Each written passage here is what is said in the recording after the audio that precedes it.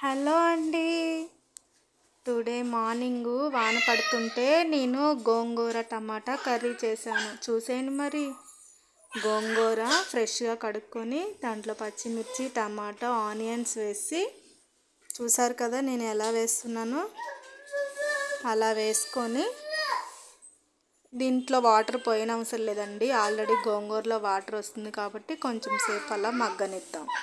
మూత పెట్టేసేయండి. మూత పెట్టి కొంచెం సేపు మగ్గిన తర్వాత చూసారు కదా ఎలా ఉడుకుతుందో. అలా ఉడుకుతూ ఉన్నప్పుడు అందులో కొంచెం తగినంత ఉప్పు వేసుకోండి.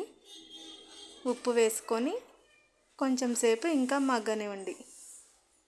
ఉప్పు వేసుకున్న తర్వాత అందులోనే కొంచెం పసుపు కూడా యాడ్ చేయండి. పసుపును కూడా యాడ్ చేసిన తర్వాత కారం కూడా వేయాలి. కారం ఎక్కువ వేయొద్దండి, ఎందుకంటే పచ్చిమిర్చి వేస్తాం కాబట్టి కొంచెమే వేసుకోవాలి. అలా వేసుకున్న తర్వాత బాగా కలుపుకొని ఇంకొంచెం సేపు మగ్గనివ్వండి. చూసారా ఎంత దగ్గరికి వచ్చినాయో, వాటర్ అన్నీ పోయి దగ్గరికి ఉడుకుతుంది కదా. ఇప్పుడు మనం పోపు రెడీ చేసుకుందాం. ఆనియన్స్, ఎండుమిర్చి అన్నీ, వెల్లుల్లి అన్నీ వేసుకొని, చూసారా ఆల్రెడీ ఉడికిపోయింది కదా. ఇలా పెట్టుకున్నది మనం ఇప్పుడు మెదుపుకోవాలి. మనకి ఎలా కావాలంటే డైరెక్ట్గా వేసుకున్నా వేసుకోవచ్చు, మెదుపుకోవాలన్నా మెదుపుకోవచ్చండి. ఇలా మెదుపుకొని దాంట్లో కొంచెం ఆయిల్ వేసుకొని పోపు దినుసులు వేసుకొని లైట్గా గోల్డెన్ కలర్ వచ్చేలాగా లైట్గా వేయించుకోండి. ఎక్కువ వేగితే చేదుగా వస్తుంది. తర్వాత ఎండుమిర్చి, కరివేపాకు, వెల్లుల్లి రెబ్బలు వేసి కొంచెం ఫ్రై చేయండి.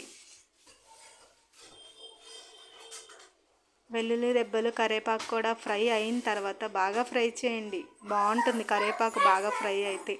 అందులోనే మనం ఇందాక మెదుపు పెట్టుకున్నాం కదా, ఫస్ట్ అయితే ఇందులో కూడా ఆనియన్స్ కూడా వేయాలండి. అవి గోల్డెన్ కలర్ వచ్చేలాగా వేయించుకోండి. ఆనియన్స్ బాగా వేస్తే బాగుంటుందండి గోంగూర కూరలోకి.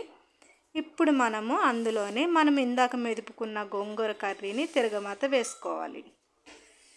అంతేనండి, చాలా సింపుల్గా చేసుకోవచ్చండి ఈ కర్రీని.